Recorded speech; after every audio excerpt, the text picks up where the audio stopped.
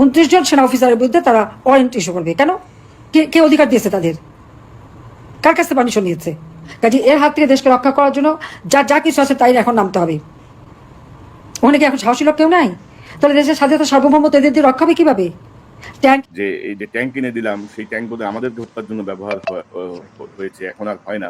এটা কিন্তু একদম প্রত্যক্ষ মানে ইউনূসকে হত্যার হুমকি। পলাতক হাসিনা ভারতের আশ্রয় থেকে, মোদির আশ্রয় থেকে বাংলাদেশের সর্বশেষ সে তার নেতাকর্মীদের উদ্দেশ্যে যে ভাষণ দিয়েছে টেলিফোনে, তাতে রীতিমতো সেনাবাহিনীকে উস্কানি দিচ্ছে, সেনাবাহিনীকে বিভ্রান্তকর উস্কানি দিচ্ছে। হাসিনা মনে করছে যে এই মুহূর্তে ইউনূসকে উৎখাত করার জন্য সেনাবাহিনীকে কাজে লাগাতে হবে, এবং সে উৎখাত তো আমি ভদ্রভাবে বলছি, আসলে হাসিনা যেভাবে ইঙ্গিত করছে তাতে বলা হচ্ছে যে মেরে ফেলার জন্যই বলছে আর কি, এরকম একটা বক্তব্য আমি আপনাদেরকে শোনাবো। প্রথমে আমি একটু আপনাদেরকে শোনাই যে হাসিনার সর্বশেষ অডিও ক্লিপ, হাসিনা কি বলছে, তারপর আমরা সুমন ভাই সহ বিষয়টি নিয়ে বিস্তারিত আলোচনা করব। আমাদের স্বাধীনতা সার্বভৌমত্ব যারা রক্ষা করবে, আজকে তাদের সাথে কি আচরণ? সিভিল প্রশাসন আপনারা দেখেন, প্রিন্সিপাল সেক্রেটারি, ক্যাবিনেট সেক্রেটারি থেকে শুরু করে সমস্ত অফিসার একে একে তাদের বিরুদ্ধে মিথ্যা মামলা, হয়রানি, অনেকে গ্রেপ্তার, জেলখানায়। ঠিক সেনাবাহিনী মানে সশস্ত্র বাহিনী তারাও রেহাই পাচ্ছে না।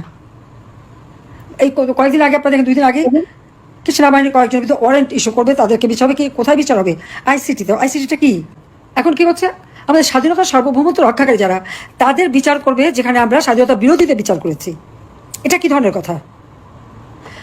সশস্ত্র বাহিনীর জন্য কিন্তু আর্মি অ্যাক্ট আছে, সেনাবাহিনীর নিজস্ব আইন আছে, এবং যদি কেউ সশস্ত্র বাহিনী কেউ যদি অপরাধ করে তাহলে আর্মি অ্যাক্ট অনুযায়ী সেই বিচার এবং তদন্ত তারাই করবে। এখানে কিন্তু অন্য কোনো সুযোগ নাই। কিন্তু আজকে আমরা কি দেখি? সেই আর্মি অ্যাক্ট বাদ দিয়ে রেখে কোনো কথার বাতা নাই, সিভিল প্রশাসনের অফিসারদেরকে গ্রেপ্তার করে যাচ্ছে। যেখানে আমরা 1998 সালের যে ফৌজদারি কার্যবিধি, এবং সেখানে 197 ধারা অনুসারে মানে সামরিক বা অসামরিক, অর্থাৎ সিভিল প্রশাসন বা সামরিক প্রশাসনের কোনো ব্যক্তি বা কোনো কর্মচারী কেউ যদি কোনো অপরাধ করে, তাকে যদি গ্রেপ্তার করতে হয় তো সরকারের অনুমোদন লাগে। এখানে কোনো অনুমোদনের বেলাই নাই। আর ইচ্ছা মতো আইন পরিবর্তন, একটা আইনে বিচার কাজ চলছে, চলমান বিচার অব্যাহত থাকতে ওই আইন আবার কী করে সংশোধন করলো? এটা সম্পূর্ণভাবে আইনের খেলাপ করা, মানবাধিকার লঙ্ঘন করা। তারা ইচ্ছা মতো করে যাচ্ছে। 29 জন সেনা অফিসারের বিরুদ্ধে তারা ওয়ারেন্ট ইস্যু করবে। কেন? কে অধিকার দিয়েছে তাদের? কার কাছে পারমিশন নিয়েছে? এটা করবার অধিকার তো তাদের নাই। যারা আমার স্বাধীনতা সার্বভৌমত্ব রক্ষা করবে তাদের বিচার, যেখানে আমরা স্বাধীনতা সার্বভৌমত্ব বিরোধী যারা কাজ করেছে, স্বাধীনতা বিরোধী, তাদের বিচার যে কোর্টে হয়েছে সেই কোর্টে বিচার করার অধিকার তোদের নাই। কিন্তু এখানে তো আজকে তো কোনো আইনের শাসন নাই। কাজে এর হাত থেকে দেশকে রক্ষা করার জন্য যা কিছু আছে তাই এখন নামতে হবে। আর এই সশস্ত্র বাহিনী আমি জানি না এদের কি মানে, আমি তো তাদের সব ধরনের ট্রেনিং থেকে শুরু করে সব থেকে আধুনিক ট্রেনিং দিয়েছিলাম। শান্তিরক্ষা বাহিনীতে আমার সময় 1 নাম্বার ছিল বাংলাদেশ, আজকে সেই বাংলাদেশ 3 নাম্বারে নেমে গেছে। আর যেভাবে সেনাবাহিনীকে ইউনূস ব্যবহার করেছে তাতে তাদের ভাবমূর্তি আন্তর্জাতিকভাবে এবং জাতিসংঘে ওই সেক্রেটারি জেনারেলের যতই এনে টুপি মাথায় দিয়ে ইফতারি খাওয়া, ভাবমূর্তি তো নষ্ট হয়ে গেছে। তারপর এই সমস্ত অফিসারদের বিরুদ্ধে তারা কিভাবে, কোন সাহসে তারা ওয়ারেন্ট ইস্যু করে? এত শ্বাস পায় কোত্থেকে? আবার সেটা প্রশ্ন। ওখানে কি এখন সাহসী লোক কেউ নাই?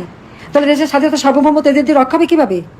ট্যাঙ্ক কিনে দেওয়ার থেকে শুরু করে বিমান বাহিনী, নৌবাহিনী, প্রত্যেকেরই তো আমি আধুনিক সরঞ্জামাদি কিনে দিয়ে, কোথায় সাবমেরিন থেকে শুরু করে MiG-21 পর্যন্ত দিয়েছি। সশস্ত্র বাহিনী করে সেই বঙ্গবন্ধু ট্যাঙ্ক কিনে দিয়েছে, তারপর আমি কিনে দিলাম। হ্যাঁ, ওটা বোধহয় শুধু আমাদের হত্যার জন্য ব্যবহার হতে পারে, আর এখন আর তা হয় না। এটা হলো কথা। তো আপনি দেখেন সুমন ভাই যে এই যে ভয়ঙ্কর কথা হচ্ছে তার সর্বশেষ কথাটা, যে এই যে ট্যাঙ্ক কিনে দিলাম, সেই ট্যাঙ্ক বোধহয় আমাদের হত্যার জন্য ব্যবহার হয়েছে, এখন আর হয় না। এটা কিন্তু একদম প্রত্যক্ষ মানে ইউনূসকে হত্যার হুমকি হাসিনার পক্ষ থেকে। এবং আপনি যদি দেখেন যে মানে স্পষ্ট যে উস্কানি, যে দেশ রক্ষা বাহিনীর বিচার হচ্ছে যেখানে স্বাধীনতা বিরোধীদের বিচার হয়েছে, মানে কে অধিকার দিয়েছে, সেনা আইনে বিচার হবে। তো হাসিনার এই বক্তব্যটাকে একজন সাবেক সেনা কর্মকর্তা হিসেবে আপনি যদি একটু বিশ্লেষণ করেন যে এই যে বিভ্রান্তিকর যে উস্কানি, এটাকে আপনি কিভাবে দেখছেন তাদের বক্তব্যকে? আপনি একটু আনমিউট করতে হবে সুমন ভাই। পতিতা হাসিনা, তার কথায় যদি আমি অ্যাকচুয়ালি গুরুত্ব দিতে চাই, সেই ক্ষেত্রে প্রথম জিনিস, ওনার ভালোর জন্য, ভদ্রমহিলার ভালোর জন্য বলতেছি, বাংলাটাকে সঠিকভাবে উচ্চারণ করা শেখেন। এটা আমরা অনেক কষ্ট করে মাতৃভাষা অর্জন করছি। আপনার এই আফার কথা তো অর্ধেকই বোঝা যায় না, কি বলতেছে সেগুলো বোঝা যায় না। যতটুকু বুঝতে পারলাম, আপনি একদম সঠিক একটা হেডিং দিচ্ছেন আজকের প্রোগ্রামে, সেটা হচ্ছে সে উস্কানি দিচ্ছে। এবং এই যে কথাটা বলছে যে ট্যাঙ্ক কেনা হয়েছিল, সেটা তো তাহলে আমাদের মারবার, মানে ওর বাপরে মারার জন্য সেই কথা বলতেছে, এবং এখন কেন তাহলে সেটা ব্যবহার হইতেছে না আর কাউকে মারার জন্য, সে ওই একটা উস্কানি দিয়ে রাখলো। এখন এই এবং উস্কানি, আমি একটা জিনিস বলি, সে বলছে যে এখন কি সেনাবাহিনীতে কোনো সাহসী লোক নাই, এরা কিভাবে স্বাধীনতা সার্বভৌমত্ব রক্ষা করবে? আপনি দেখেন উস্কানির লাইনগুলা দেখেন, মানে ক্রমাগত। এখন ওই তো বেশি করে জানি যে সেনাবাহিনীতে সাহসী লোক ছিল কি ছিল না। আমি একটা সাহসের এক্সাম্পল দিই। চট্টগ্রাম, পার্বত্য চট্টগ্রামে সন্ত্রাস বিরোধী অভিযানে মেজর মাহমুদ 17 বেঙ্গলের, উনি গুলি খান, গুলি খেয়ে পড়ে গেছেন, 3টা গুলি লাগছে ওনার। সেই অবস্থায় উনি কিন্তু বলতেছে, আমার সামনে থেকে গুলি আসতেছে, সাথে সৈনিকদের বলতেছে এলএমজিটা আমার কাছে দে, তাহলে আমি ফায়ার করব, আর তোরা পিছনে সাবধানে থেকে ফায়ার কর। মানে তার সাহস এত, সে জানে সে গুলি খাইছে, সেই অবস্থায় সে সন্ত্রাসীদের বিরুদ্ধে সে গুলি করে যাচ্ছে এবং নিশ্চিত করছে তার সাথে সৈনিকরা যাতে নিরাপত্তা থাকে। এটা হলো সাহস। এই সাহসটা এই খুনি হাসিনাই তো 2009 সালে বিডিআর হত্যাযজ্ঞের মাধ্যমে শুরু করছে। আমাদের কি সাহস নাই? আমাদের সবার আলহামদুলিল্লাহ সাহস আছে। বাট তারা, হাসিনা এবং ভারত মিলে যখন বুঝলো যে তাদের টিকে থাকবার এবং বাংলাদেশকে দখলে রাখবার জন্য যদি সব থেকে বড় কোনো শক্তি আসে জনগণের বাইরে, অবশ্যই সেটা হচ্ছে আমাদের সশস্ত্র বাহিনী, যাদেরকে ভেঙে ফেলতে হবে, যাদের মনোবল ভেঙে ফেলতে হবে। 2009 সালে আমাদের বিডিআর হত্যাযজ্ঞের মাধ্যমে সেটা শুরু করলো। সেটা শুধু সেই 57 জনকে শহীদ করানো না, তাদেরকে হত্যা করা না, বাকি আর্মিকে একটা মেসেজ দেওয়া হলো, দেখো বাকিদের পরিণতি কিন্তু এমন হবে আমাদের সাথে না থাকলে। এর মধ্যে যারা সাহসী, ধরেন 98%, তারা ভয় পাইল না, 2% ভয় পেয়ে তার কাছে বিক্রি হয়ে গেল। আজকে আমরা যাদেরকে দেখতেছি গুম, খুন, অন্যান্য অভিযোগে, তারা হচ্ছে সেই 2%-এর প্রতিনিধিত্ব করে, বাকি 98%-এর না। তো হাসিনা, আমাদের সাহস আছে, তুমি বাংলাদেশে আসো, আমি জানি তোমার আসবার কোনো ইচ্ছা নাই, বাংলাদেশে আসো, তোমার পশ্চাৎ দেশের কোন চামড়া কতটুকু অক্ষত থাকে সেটা বাংলাদেশের জনগণ বুঝাই দিবে। সেনাবাহিনীরও সেখানে হাত দেওয়ার দরকার নাই, সেই নোংরা জায়গায় সেনাবাহিনী হাত দেয় না। এটা হচ্ছে আমার বক্তব্য। তো ভাই, ও তো শুরু করছিল ওর বক্তৃতা লুঙ্গি ড্যান্স নিয়ে, যে কেন এই সমস্ত 32 ভাঙার পরে লুঙ্গি ড্যান্স হইতেছে। না, আমরা আমাদের এই যে শেখ মুজিব হত্যার কারণে যাদেরকে ফাঁসি দিল, যাদেরকে সে জবাই করলো, সেখানে সে কোন ড্যান্স করছিল তখন? হাসিনা ল্যাপ ড্যান্স করছিল কারো কোলে বসে। তো এই জায়গাগুলোতে হাসিনা জানে নিজে সেই যে জিনিসগুলো বলতেছে, সে বলতেছে আইসিটির কি অধিকার আছে ওয়ারেন্ট ইস্যু করবার, কে তাদেরকে সে অধিকার দিচ্ছে? জনগণ সেই অধিকার দিছে। আজকে জনগণ সাংবিধানিকভাবেই আদালতের মাধ্যমে এই অধিকারটা দিছে আইসিটিকে, যে আইসিটি সেই বিচার কাজ চালাবে। এবং জিনিসটা ক্লিয়ার, সে উস্কানোর চেষ্টা করতেছে সেনাবাহিনীর বিরুদ্ধে এই মামলা। সেনাবাহিনীর বিরুদ্ধে তো মামলা হয় নাই, আইসিটি জানে, দেশের জনগণ জানে, আমরা সবাই জানি আমাদের দেশপ্রেমিক সেনাবাহিনী, তারা তো এই গুম খুনের সাথে সরাসরি সবাই যুক্ত না, মাত্র কয়েকজন যুক্ত, যেটা আমরা জেনারেল ওয়াকারকে এবং বাকি সবাইকে অনেক আগে থেকে বলতেছিলাম যে এই অবস্থায় নিয়ে আসেন না, যেখানে হাসিনা এবং তার মতো লোকজন কালার করার চেষ্টা করবে সেনাবাহিনীকে, অপমান করবার চেষ্টা করবে আমাদের ইউনিফর্মকে, এবং আলটিমেটলি তাতে লাভ কি হবে? ভারতের লাভ হবে আমাদের সেনাবাহিনীকে দুর্বল করে ফেলা। এই কাজটা হাসিনা করবে। ও এই কাজ শুরু করবার আগে প্লিজ আপনি সহযোগিতা করেন, এবং যারা এই গুম খুনের দায়ে অভিযুক্ত হচ্ছে তাদেরকে আপনি আদালতে তুলে দেন যত তাড়াতাড়ি সম্ভব, তাদেরকে কমান্ড থেকে সরাই। সেটা দেরি হয়ে গেছে, বাট আমি জানি এবং বিশ্বাস রাখি এখনো সময় আছে, আমরা সেই জায়গায় কারেকশনে আসতে পারবো। তো সুমন ভাই, ধরেন এই যে গ্রেপ্তারি পরোয়ানা জারি হলো, এই বিষয়টা নিয়ে আপনি যতটুকু কানেক্টেড সেনাবাহিনীর ভেতরে প্রতিক্রিয়া ইন জেনারেল, মানে এটা একটু জানা দরকার যে আপনার সঙ্গে যাদের কথা হয়, জুনিয়র সিনিয়র সব মিলিয়ে আপনার কি ভাইবটা আপনি পেয়েছেন? শুধু যে এখানে সেনাবাহিনী যে সদস্য যারা কোনোভাবে এর সাথে সম্পর্কিত না, তাদের সাথেও যেমন আমি কথা বলি, আপনি জানেন, এবং আমি তো কোনো রাগঢাক করি না, যারা ইভেন এই গুম খুনের দায়ে অভিযুক্ত, তাদের মধ্যে যাদের সাথে আমি চাকরি করেছি তাদের অনেকের সাথেও আমি কথা বলি, সবসময় কথা বলেছি, কারণ সত্যটা জানা, তাদের ভিতরে অনুতাপ আছে কিনা সেই জিনিসটা জানাও আমার জন্য দরকার। তো সেইটা যদি মাথায় নিয়ে বলি, সেনাবাহিনীর, দেশপ্রেমিক সেনাবাহিনী বলা হয়, তার অধিকাংশ সদস্য, বলতে পারেন আপনি মোর দেন 90%, তারা চায়, তারা স্বাগত জানায় আইসিটির এই উদ্যোগটাকে, এবং তারা যে সাহস করে ওয়ারেন্টটা দিছে সেটাও তারা স্বাগত জানায়। এবং সেনা কমান্ড, আমি বিশ্বাস করি, সেই মতামত, অভিমতকে সম্মান করেই সেখানে সহযোগিতা করবে। এখন একটা জায়গায় আমি জানি কষ্ট আছে, যেটা আমরা কখনো করি না, বা আমরা কখনো, আমি আপনি কখনো আমরা সেনাবাহিনীকে সরাসরি সেই ব্যাপারে বলি না। তাদের একটাই আশা, সেটা হচ্ছে দেখেন, আমি যদি মনে করি, আমি ব্যক্তিগতভাবে বিশ্বাস করি, বা আমাদের বোঝা উচিত যে 36 জুলাই পরে আমাদের সব থেকে বড় যদি কোনো অ্যাচিভমেন্ট থেকে থাকে, সেটা হচ্ছে আইসিটির মাধ্যমে এই যে ওয়ারেন্টটা ইস্যু করা গেল, এটা কিন্তু অনেক বড় একটা বিজয় আমাদের জন্য।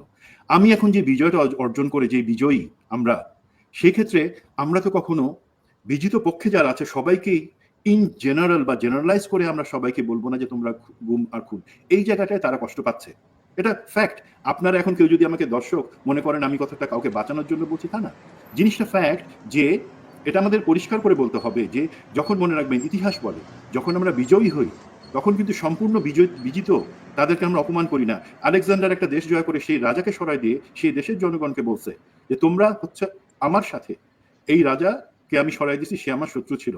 এইভাবে আপনি যদি এখনকার বর্তমান ইতিহাসেও আসেন, আমরা কাউকে অপমান করে বা প্রতিশোধ নিয়ে এই কাজটা করতেছি না। আমরা ন্যায় বিচার প্রতিষ্ঠার স্বার্থে, গুম খুনের বিচার করবার স্বার্থে, যাতে ভবিষ্যতে এই জিনিসটাতে না হয় সেই জন্য আমরা এটা করতে চাচ্ছি।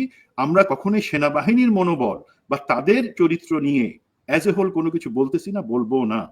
সুতরাং আমি আশ্বস্ত করতে চাই যে জায়গাটায় তাদের কষ্ট আছে, তারা প্রচন্ড আশাবাদী যে যদি এই কাজটা হয়, যেমন হাসিনা যেমন টাকা পয়সার লোভ দেখায়, প্রমোশনের লোভ দেখায়, তাদের মানে এই পার্থিব জীবনের যত চাওয়া পাওয়া সেগুলো মিটানোর কথা বলে কিছু লোককে পথভ্রষ্ট করে আনছিল এই কাজে। সেটা শুধু আর্মি না, পুলিশ, প্রশাসন, রাজনৈতিক ব্যক্তি, সবাইকে। আজকে আমরা আর্মিকে নিয়ে কথা বলতেছি কারণ আর্মি হচ্ছে একটা ফোর্স, আমাদের আসার জায়গা। সেইখানকার স্খলনটা আমরা সহ্য করতে পারতেছি না বলেই তাদের ব্যাপারে বলতেছি, বাট বাকিদের ব্যাপারেও আমাদের বলতে হবে। তো আশা আছে বর্তমান প্রজন্মের যারা আছে, সেনা সামরিক বাহিনীর সদস্য আছে, তারা চায় এই বিচারটা হোক, তারাও চায়, তারা স্বাগত জানায়। শুধু তাদের পক্ষ থেকে একটাই সম্ভবত কষ্ট, যেটা ইউনিফর্মে কষ্ট আমি বুঝাতে পারবো না, যে একটা ইউনিফর্ম ফোর্স কিভাবে একজন আরেকজনকে ওন করে, সেখানে তাদের চাওয়াটা সম্ভবত যারা দোষী তোমরা অবশ্যই তাদের বিচার করো, তাদের ব্যাপারে কথা বলো, বাট বাকি যেই সেনাবাহিনীর অংশ আছে তাদেরকে সেটার সাথে জড়াও না, বিকজ তাদের প্রথম পরিচয় তার অপরাধী, পরবর্তীতে তারা কোথা থেকে করছে। এখানে তাদের আরো একটা ভয়, যদি এইভাবে কোহেশনটা ভেঙে দেওয়া হয় তাহলে কিন্তু এই যে হাসিনা যেই ধরনের কথা উস্কানি দিচ্ছে, একটা অংশ মনে করতে পারে কষ্ট পেয়ে যে এ তো মনে হয় আমাদের কথাই বলতেছে। নো, আমরা সেই জায়গায় হাঁটবো না। লাভ কি হবে তাতে? একজনের লাভ হবে, দুইজনের। একটা হচ্ছে হাসিনা, আরেকটা হবে মোদি। আমি আগেই বলছি, আপনি বলছেন হাসিনা এবং ভারত সবসময় চেয়ে আসছে যে এই সেনাবাহিনীর মেরুদণ্ডটা ভেঙে দেওয়ার জন্য। তাদেরকে খারাপ করছে, লোভ দেখাই। এখন যে খারাপ সেটা থেকে আমরা সামনে আগাবো, এখানে আর পিছনে না তাকাই বিচার করব এবং সেনাবাহিনীকে শুদ্ধিকরণের মধ্যে থেকে আমাদের পক্ষে নিয়ে আসবো। তো এই সুমন ভাই, ধরেন যে বিষয়টা আমি একটু আনতে চাই, যে ধরেন সেনাবাহিনীতে ধরেন সুপিরিয়র অর্ডার মানা না মানা বা আইন বহির্ভূত আদেশ না মানা, যেমন ধরেন দর্শক আমি যদি আপনাদেরকে বলি যে মেজর সুমন আহমেদ বিডিআর যে হত্যাকাণ্ড, সেই হত্যাকাণ্ডের প্রতিবাদ করার কারণে বিডিআরের এই মানে আপনি বলতে 27 ফেব্রুয়ারি আপনাকে ডিজিএফআই তুলে নিয়ে যায় এবং তাকে টর্চার করে এই হাসিনার সেনাবাহিনী কিন্তু। এবং ধরেন যে পরবর্তী সময়ে মেজর সুমনকে কর্নেল রেজানুর যখন একটা গুমের আদেশ দেয়, তিনি সেটা পালন করেননি, তিনি পালন না করে চাকরি ছেড়ে চলে এসেছেন। এরকম এক্সাম্পল কিন্তু অনেক আছে। এখন ধরেন মেজর সুমনের যে ক্যারিয়ার, আমি যতটুকু জানি উনিগুলো বলতে চান না, যে ধরেন উনি মেজর পর্যন্ত 9টা কোর্সের মধ্যে 8টা কোর্স তিনি টপ করছেন, উনি পিএসসি 2বার করছেন। তো ওনার সাথে অনেকেই এখন মেজর জেনারেল, লেফটেন্যান্ট জেনারেল, ওনার জুনিয়ররা এখন জেনারেল। তো এরকম বহু অফিসার আমরা হারিয়েছি যারা আসলে ধরেন অন্যায় আদেশ মানতে চায়নি।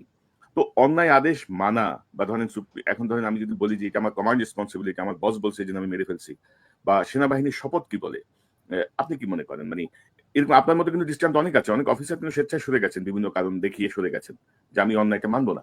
তো এখন ধরেন এই বিষয়টাকে কিন্তু পুরো আর্মির উপর ইম্পোজ করা হচ্ছে, যে যারা অন্যায় আদেশ মানলো, যারা অতি উৎসাহী হয়ে গুম খুনের সঙ্গে যুক্ত হলো, তাদেরকে রক্ষার দায় এখন দেওয়া হচ্ছে পুরো সেনাবাহিনীর উপরে, যে সেনাবাহিনীকে এখন আগায় আসতে হবে।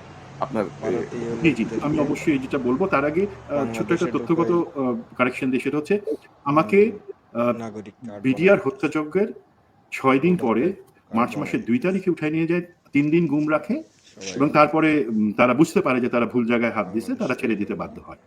তারপরে আমাকে একদিন জেলেও নিয়ে যায়, 2 দিনের জন্য জেলে রাখে।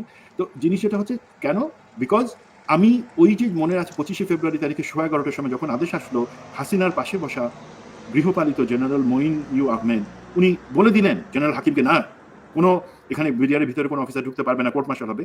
তখন কিন্তু আমি এবং আমার সাথে আর 2জন অফিসার আমরা মিলে ভিতরে ঢুকবার চেষ্টা করছিলাম, যদিও সেটা সফল হয় নাই, বিকজ আমাদের সাথে সৈনিকরা সেখানে আগাইতে পারে নাই যে কোনো কারণে। তো সেটা একটা কারণ দেখাইছে তারা, আরেকটা হচ্ছে কেন আমি মিডিয়ার সামনে কথা বললাম, এই দুইটা কারণে তারা আমাকে নিয়ে আটকায় রাখে।